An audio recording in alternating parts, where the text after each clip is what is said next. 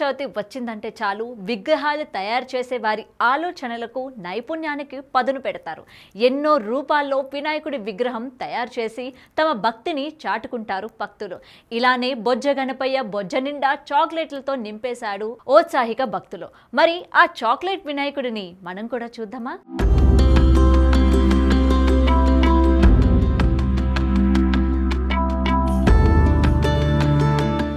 అనంతపురం జిల్లా ఉరవకొండ పట్టణంలోని అంబేద్కర్ నగర్లో చాక్లెట్ వినాయకుడు కొలువు తీరాడు. చిన్నపిల్లలకు ఇష్టమైన చాక్లెట్లతో వినాయకుడిని తయారు చేశారు. పర్యావరణానికి ఎలాంటి హాని చేకూరకుండా చాక్లెట్లతో గణనాథుడిని కొలువు తీర్చారు. ఇక్కడ ప్రతి సంవత్సరం పర్యావరణానికి హాని కలగని వినాయకుడి విగ్రహాలను తయారు చేస్తూ ఉంటారు. అందులో భాగంగానే ఈ సంవత్సరం కూడా వెరైటీగా గణనాథుని ప్రతిమను రూపొందించారు.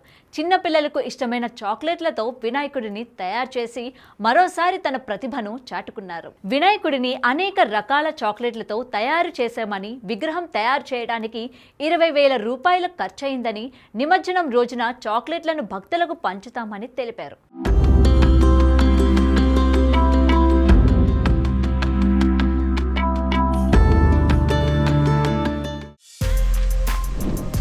For more videos like this, subscribe Big TV channel.